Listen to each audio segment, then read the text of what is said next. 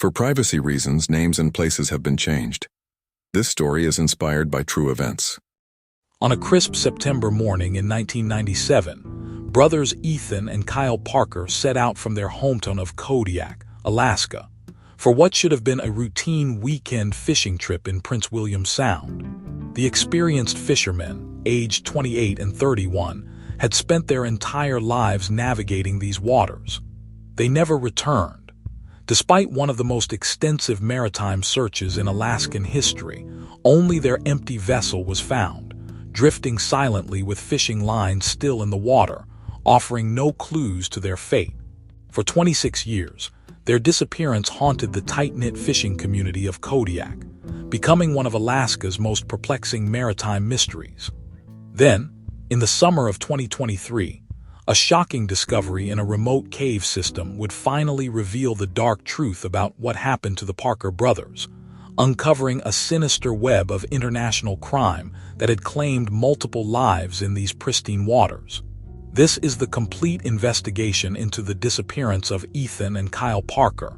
Before we continue, let us know where you're watching from, and if you enjoy this content, consider liking and subscribing to our channel. Now let's continue. On the morning of September 12, 1997, the waters off Kodiak, Alaska stirred with the familiar rhythm of fishing vessels heading out for their weekend catch.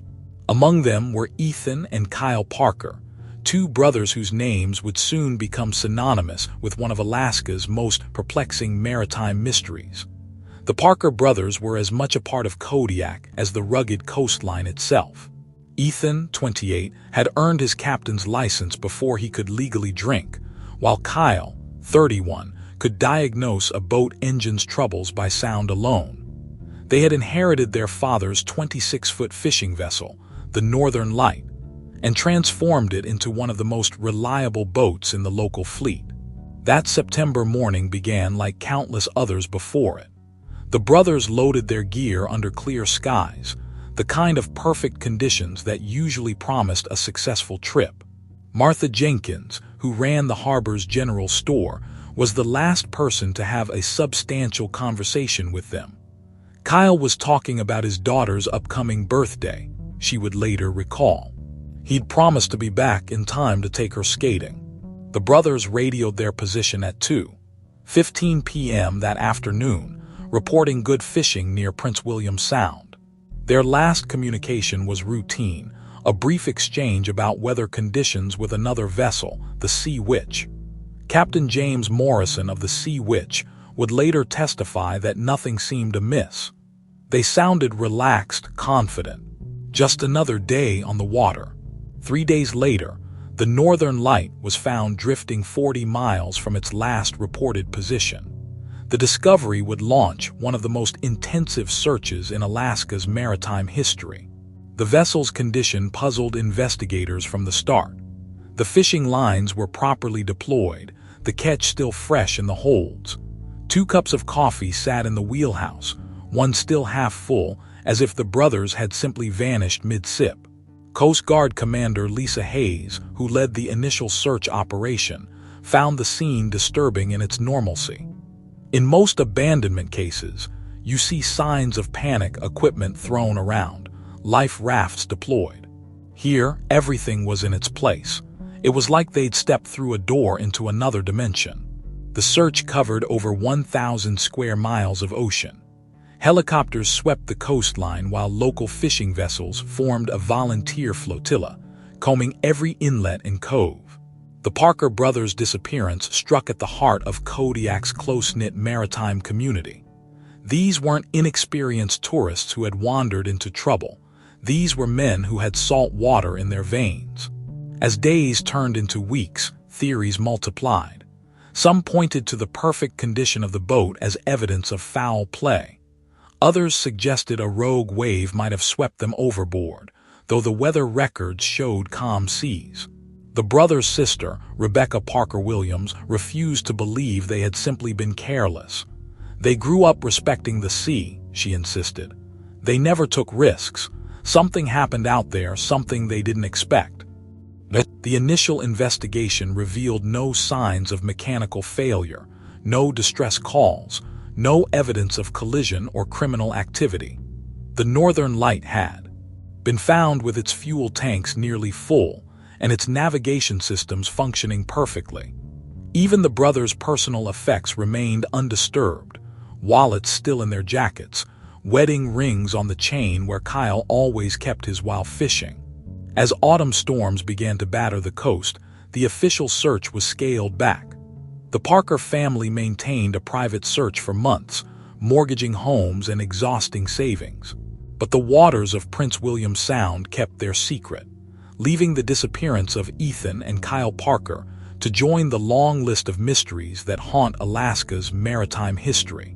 No one could have imagined then that the truth would lie not in the depths of the ocean, but in the darkness of a remote cave system, waiting 26 years to be discovered. The investigation into the Parker brothers' disappearance began in earnest as dawn broke over Kodiak Harbor on September 16, 1997. Coast Guard investigators, led by Senior Agent Marcus Walsh, methodically documented every inch of the Northern Light.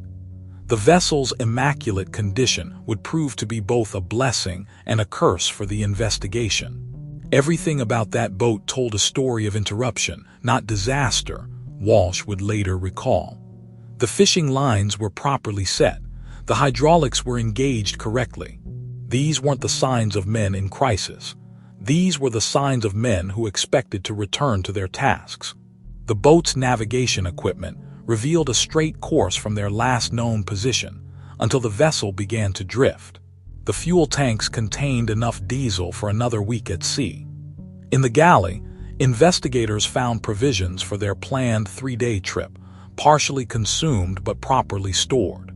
A weather-sealed logbook showed meticulous recordings until 3:45 p.m. on September 12th, with Kyle's distinctive handwriting noting water temperature and depth readings. Local fishermen who had encountered the Parker brothers that day provided crucial testimony. Miguel Rodriguez, captain of the Maria Elena, had passed them around noon. They were working their lines, nothing unusual. Ethan waved. They were in their element, you know. These weren't guys who made mistakes. The investigation team interviewed Martha Jenkins multiple times about her last interaction with the brothers at the harbor store. Kyle bought his usual coffee, some energy bars, and a magazine for the downtime. Ethan was checking weather reports on the store computer. They were planning their route carefully, like always. The Coast Guard's forensics team found trace evidence that would only deepen the mystery. A detailed analysis of the deck revealed no signs of struggle, but they did discover an unusual scratch pattern near the stern that didn't match any known fishing equipment. DNA analysis of the coffee cups in the wheelhouse confirmed they belonged to the brothers, with timestamps from the coffee's degradation, suggesting they had disappeared within hours of their last radio contact. Agent Walsh's team expanded their investigation to include interviews with every vessel within a 50-mile radius of the Parker brothers' last known position. A commercial trawler reported seeing unusual light signals that night, but the sighting was too far from the Northern Lights position to be relevant, or so investigators thought at the time. Rebecca Parker Williams provided investigators with detailed information about her brother's habits and capabilities. They had protocols for everything, she explained. Kyle would never leave his station without securing his equipment. Ethan triple-checked every safety measure. They had satellite phones, flares, and emergency beacons, none of which were activated. The investigation took an unexpected turn when Dr. Patricia Young, analyzing photos from the vessel, noticed peculiar markings on the ship's radar housing. They appeared to be fresh scrapes from something being dragged across the metal, she noted in her preliminary report.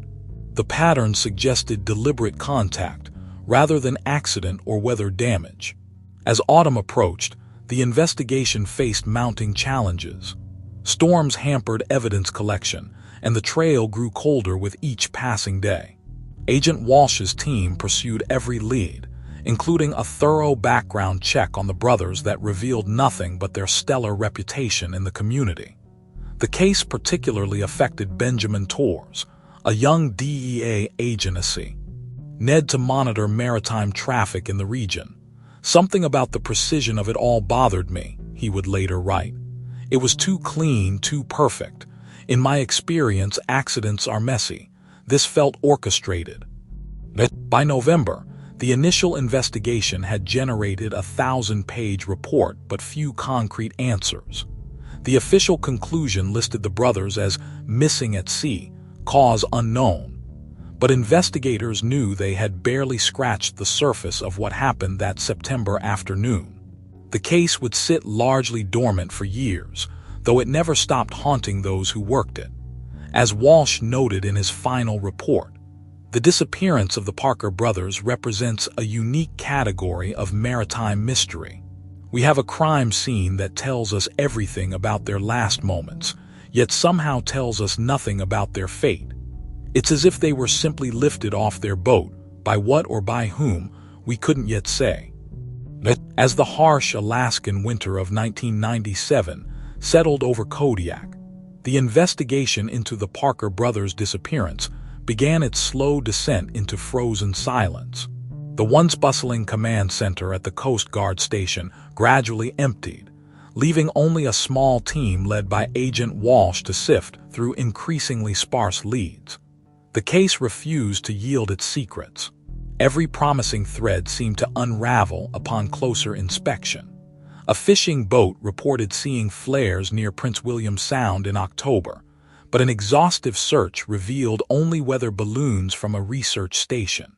A tip about suspicious radio chatter on the brothers' last known day led investigators through weeks of signal analysis, only to discover routine commercial traffic. Rebecca Parker Williams watched her family's savings disappear into private searches and consultations with maritime experts. "We sold our parents' house," she recalled years later. "Mom said she'd live in a tent if it meant finding her boys." The family hired private investigators, consulted psychics, and even borrowed boats to conduct their own searches well into 1998. The local fishing community felt the brothers' absence like a physical wound. Their empty slip at the harbor became an unofficial memorial, with fellow fishermen often leaving flowers or small tokens on the dock. The Northern Light, after extensive forensic examination, sat untouched under a tarp, its pristine condition a mocking reminder of the mystery. By 1999, the case file had grown thick with false leads and dead ends. A detailed analysis of regional maritime traffic patterns from September 1997 revealed nothing unusual. Underwater searches using the period's best available sonar technology found no sign of bodies or wreckage. The brothers' bank accounts remained untouched, their credit cards unused, their passports safely stored in their respective homes. The case's stagnation began to affect even the most dedicated investigators. Agent Walsh, who had postponed his retirement to continue the investigation, finally stepped down in 2000. "Sometimes the sea keeps its secrets," he said at his departure ceremony. "But this one feels different. It's not that we can't find the answer, it's that we're not asking the right questions." Through the early 2000s, the case surfaced periodically in regional news whenever similar disappearances occurred along the Alaskan coast. Each time, investigators would pull the Parker file, dust it off, and search for connections, only to find none. The brothers' story became a cautionary tale in maritime safety courses, though instructors struggled to explain what precautions could have prevented their fate. Dr. Patricia Young continued analyzing the physical evidence well into 2003, focusing on the mysterious scratches found on the Northern Light. "These marks tell a story," she insisted in her reports. "But it's like reading a book in a language we don't yet understand." The case took an emotional toll on the investigating officers. Benjamin Torres, the DEA agent who had been drawn to the case's peculiarities, kept a photo of the Parker brothers on his desk for years. "Their disappearance challenged everything we thought we knew about maritime investigations," he would later write. "The evidence was there, pristine and perfect, but it spoke in riddles. By 2005, the active investigation had effectively ceased. The case file, now containing over 5,000 pages of reports, interviews, and analyses, was transferred to the cold case unit.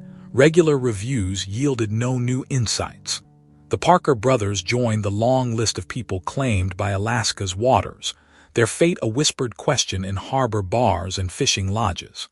Yet unlike other cold cases, this one refused to fade entirely from memory. The strange perfection of the scene, the complete lack of distress signals, and the brothers' extensive experience kept investigators returning to the file. Something about their disappearance suggested purpose rather than accident, design rather than chance. As the years passed, new technology offered hope for fresh insights, but each advance only confirmed what was already known. Satellite imagery from 1997, when finally declassified, showed nothing but open water. Advanced weather modeling confirmed the calm conditions reported that day. The mystery remained intact, unyielding to modern forensic techniques and analytical tools. The case would have remained in this limbo of uncertainty if not for Ranger Sarah Mitchell's accidental discovery in 2023, a finding that would transform this maritime mystery into something far darker than anyone had imagined. The spring thaw of 2023 brought Alaska State Park Ranger Sarah Mitchell to a remote section of coastline near Prince William Sound. Her mission was routine, documenting cave formations for an updated geological survey. The morning fog clung to the cliffs as she maneuvered her small boat toward a series of water-level caverns that had long been known to local kayakers. What caught Mitchell's attention was an unusual opening, partially obscured by fallen rock, that didn't appear on her survey maps. Recent erosion had widened the entrance, revealing a passage that seemed to tunnel deep into the cliff face. As an experienced spelunker, Mitchell recognized that the cave's position above the high tide line meant it would have remained dry and accessible year-round. Something about the entrance struck me as different, Mitchell would later testify. Natural caves tend to have irregular openings, but this one showed signs of modification, subtle tool marks in the rock that most people would miss. Armed with proper caving equipment, Mitchell began a careful exploration of the passage. The tunnel extended nearly 60 feet into the cliff before opening into a larger chamber. Her headlamp revealed the first signs that this was more than a simple geological formation. Fragments of rope, deteriorated but still identifiable, lay scattered near the walls. As she advanced deeper into the chamber, Mitchell's light fell upon something that stopped her in her tracks: human bones, scattered across the cave floor. Years of experience in wilderness recovery had taught her to recognize human remains, and these were unmistakable. Among the bones lay other items: degraded clothing, a corroded watch, and most significantly, a wallet that had been preserved in the cave's dry environment. Mitchell immediately secured the scene and contacted authorities. Within hours, the remote cave became the center of one of Alaska's largest forensic operations. Dr. Patricia Young arrived with her team the following morning, beginning a meticulous documentation of the site that would continue for weeks. The initial evidence painted a grim picture. The cave contained the remains of two individuals, positioned in a way that suggested they had been restrained. Marks on the cave walls indicated the presence of mounting points for chains or ropes. Empty food containers and water bottles, dated to 1997, suggested a prolonged period of captivity. The wallet proved crucial to identification.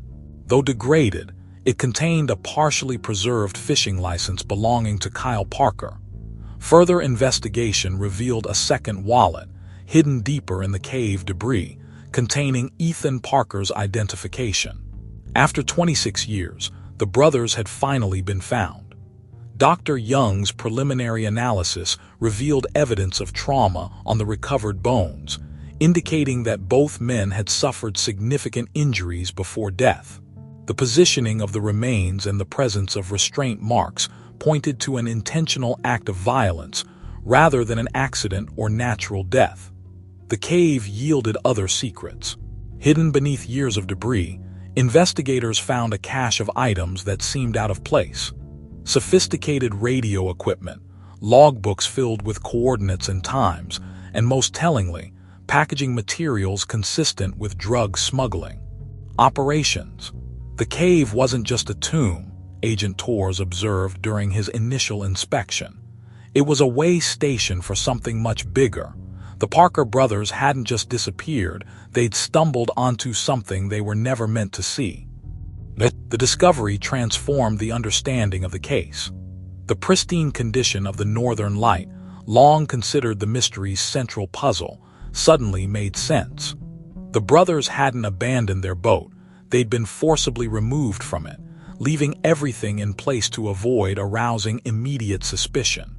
As forensic teams continued their work, the cave revealed itself as part of a larger network of hidden chambers, suggesting a sophisticated operation that had used the coastline's natural features as cover for illegal activities. The location offered perfect concealment, visible only from the water, accessible only by boat, and virtually impossible to find without precise coordinates. The impact of the discovery rippled through the Kodiak community. Rebecca Parker Williams, upon hearing the news, expressed a complex mixture of grief and relief. "For 26 years, we imagined them lost at sea," she said. "The truth is harder to bear, but at least now we know. At least now we can bring them home." The cave discovery marked only the beginning of a new phase in the investigation. As teams continued to process the site, each piece of evidence pointed toward a criminal enterprise far larger than anyone had imagined, one that had claimed not only the Parker brothers, but potentially other victims whose disappearances had long gone unexplained. The discovery in the Prince William Sound cave system triggered an unprecedented multi-agency investigation. Within days of finding the Parker brothers' remains, a joint task force assembled in Kodiak, bringing together elements of the Alaska State Police, DEA, Coast Guard, and forensic specialists from across the country. DEA agent Benjamin Torres, now a veteran investigator with 2 decades of experience tracking maritime smuggling operations, took the lead. The evidence from the cave painted a disturbing picture of sophisticated criminal enterprise operating along Alaska's vast coastline in the late 1990s.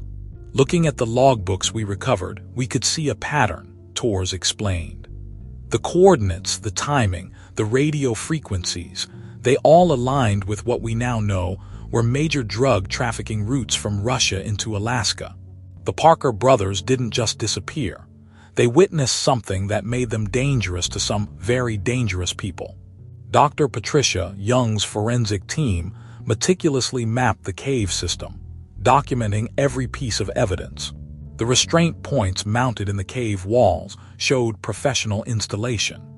Tool marks indicated the space had been deliberately modified to serve as a hidden holding facility. The team discovered additional chambers deeper in the system, some still containing preserved evidence of drug packaging operations. The investigation expanded to include a review of all maritime disappearances along the Alaskan coast between 1995 and 2000. Patterns emerged. Other vessels had been found drifting, their crews mysteriously absent. In each case, the boats were discovered in pristine condition, suggesting a similar methodology. "We identified 7 cases that matched the Parker brothers' pattern," said Alaska State Police Detective Maria Ruiz. "All involved experienced fishermen. All disappeared within 50 miles of known smuggling routes. And in each case, the vessels were found intact, as if the crews had simply vanished." The task force's analysis of regional fishing patterns from 1997 revealed another crucial detail. Local boats had gradually altered their regular routes, subtly avoiding certain areas without any official reason. When interviewed, surviving fishermen from that era spoke of unwritten rules about waters to avoid, though none could explain exactly why they had changed their habits. Sarah Mitchell's continued exploration of the cave network yielded more evidence. Hidden caches contained degraded but identifiable documents, including partial manifests and coded communication logs. The sophistication of the operation became clear. This wasn't just a smuggling route, but a full-scale trafficking infrastructure that had operated undetected for years. The investigation took an unexpected turn when analysts discovered a connection between the cave site and a series of seemingly unrelated property purchases along the Alaskan coast in the mid-1990s. Shell companies, later traced to Russian interests, had acquired remote parcels of land, all featuring similar geological formations that could conceal cave networks. As investigators pieced together the evidence, they began to understand how the Parker brothers had encountered the operation. Their last known position placed them directly in the path of what would have been an active smuggling route. The scratch marks on their vessel, previously unexplained, matched damage patterns from specialized grappling equipment used in ship-to-ship transfers. The investigation expanded internationally. Cooperation with Russian authorities revealed connections to organized crime networks operating out of Vladivostok. Records showed an extensive operation that had used fishing vessels as cover for drug trafficking, taking advantage of Alaska's vast, largely unmonitored coastline. Torres and his team reconstructed the likely sequence of events.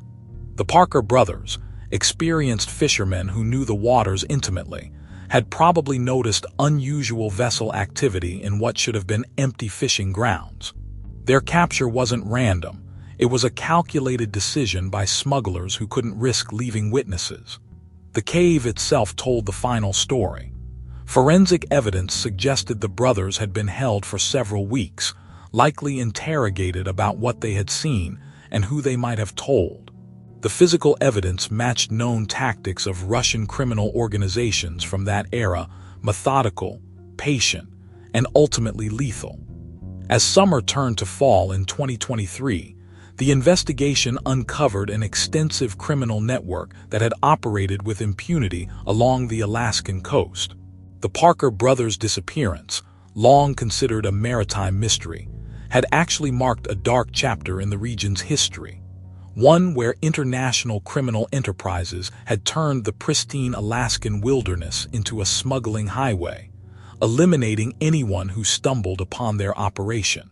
The task force's findings would eventually lead to the resolution of multiple cold cases, but for those involved in the investigation, the Parker brothers' case remained the key that unlocked a door to a hidden history of crime and violence in Alaska's waters. The breakthrough in the Parker brothers' case came from an unexpected source: a deathbed confession written in a Russian prison cell. Vladimir Petrov, a former fishing boat captain who died in 2019 while serving a life sentence for unrelated drug trafficking charges, left behind a detailed account of his crimes, including the fate of Ethan and Kyle Parker. The letter surfaced in early 2024 when Russian authorities, responding to international inquiries about the cave discovery, found it among Petrov's personal effects.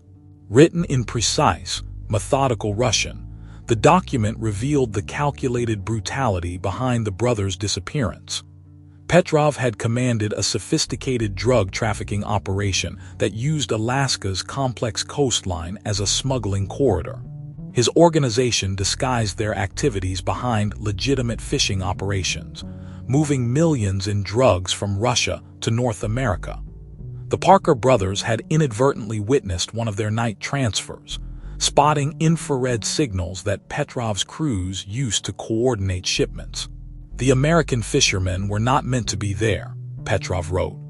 "We had carefully timed our transfer for when the grounds would be empty, but their boat appeared just as we were moving product between vessels. They saw too much: the boats, the signals, the men. There could be no witnesses." Petrov described how his crew disabled the northern light, using specialized equipment that left minimal damage. They boarded the vessel silently, overwhelming the brothers before they could raise an alarm. The precision of the operation explained the boat's pristine condition. It was never an accident or a storm that took the Parkers, but a carefully orchestrated abduction. The confession detailed the brothers' final weeks. Petrov's men held them in the cave while attempting to determine if they had reported their observations to authorities.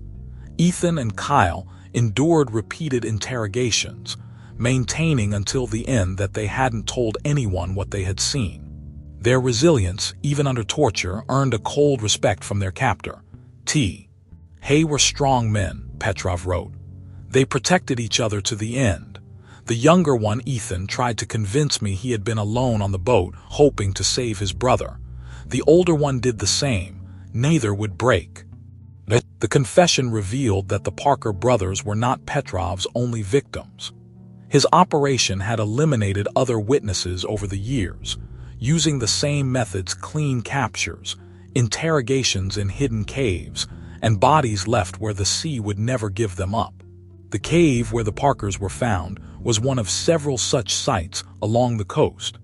Petrov's detailed account provided investigators with locations of other evidence caches and burial sites. His organization had maintained a network of hidden installations across Alaska's coastline, each carefully chosen for its natural concealment and accessibility by sea. The cave where the Parkers were found was part of a larger system used for both smuggling and disposing of those who discovered their operation. The confession explained the peculiar state of the Northern Light when it was found. Petrov's crew had carefully staged the scene, making it appear as if the brothers had simply vanished. They even towed the vessel into shipping lanes where it would be discovered, creating the illusion of a mysterious disappearance rather than a criminal act. Petrov's letter provided a final, chilling detail about the brothers' fate. He had ordered their deaths not out of cruelty, he claimed, but because their courage had convinced him they would never be broken. They died together, showing the same strength in their final moments that had marked their lives as Alaskan fishermen. The confession transformed the investigation. What had begun as a cave discovery became a map to decades of criminal activity along the Alaskan coast. Petrov's detailed accounts led investigators to other sites, other victims, and evidence of a criminal enterprise that had operated with impunity in some of North America's most remote waters. For the Parker family, Petrov's confession brought a brutal clarity to their 26-year nightmare. The truth was harder than their imagined scenarios of storms or accidents, but it confirmed what they had always believed, that Ethan and Kyle had faced their fate with the courage and loyalty that defined their lives. The resolution of the Parker brothers' case reverberated far beyond the confines of Kodiak's fishing community. In the summer of 2024, as the last pieces of forensic evidence from the cave system were cataloged, the full impact of the discovery began to emerge. Dr. Patricia Young's final report provided a detailed accounting of the brothers' final days.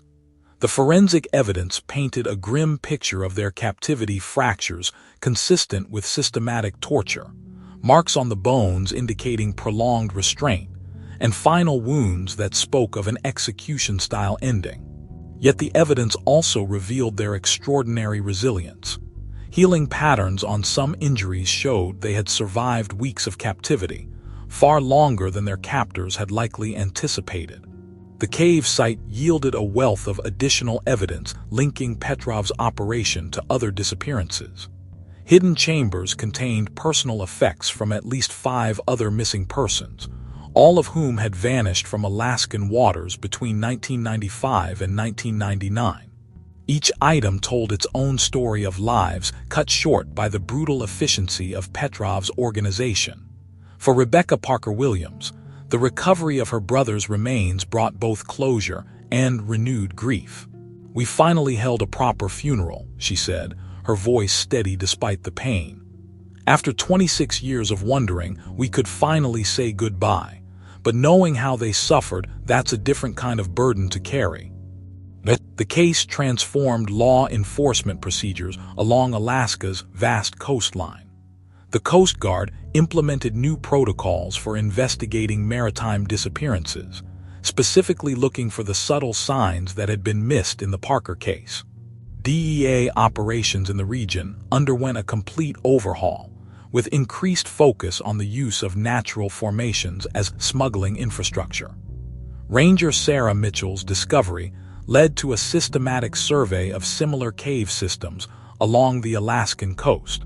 3 additional sites were found containing evidence of criminal activity, though the decades of exposure had degraded much of the physical evidence. Each site added to the understanding of how Petrov's organization had operated with such impunity for so long. The impact on Kodiak's fishing community was profound. Many veteran fishermen came forward with stories of unusual encounters from the late 1990s: strange lights, unexplained radio interference, areas of water that felt forbidden without anyone quite knowing why. Their collective silence had been born not of complicity, but of an instinctive understanding that something dangerous lurked in their waters. The resolution brought unexpected healing to the law enforcement officers who had carried the weight of the unsolved case for decades. Agent Walsh, long retired, returned to Kodiak to view the evidence for himself. The not knowing was the hardest part, he reflected. Now we can say with certainty what happened to those boys. They didn't just disappear. They died protecting each other, protecting their community. The Parker brothers' story became part of Alaska's maritime curriculum, taught to new generations of fishermen as both a warning and a testament to courage. Their fate highlighted the dangers that lurk not just in the natural world, but in the darkness of human intention. In the harbor where the Northern Light once docked, a small memorial now stands.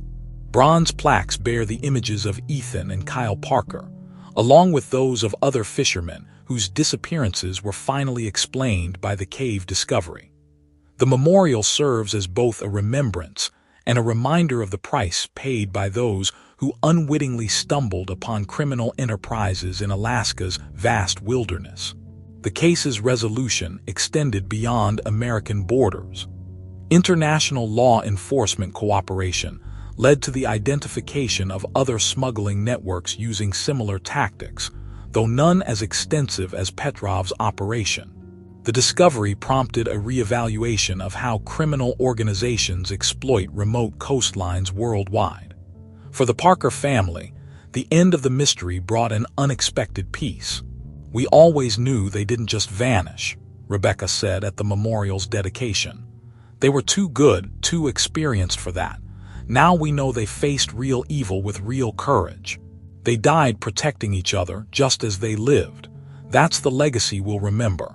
As Alaska's long summer days shortened into autumn, the Parker case files were finally closed. The brothers' story, once a mysterious disappearance, had become a testament to the bonds of family, the courage of ordinary men faced with extraordinary evil, and the enduring power of truth to emerge from even the darkest caves of human cruelty.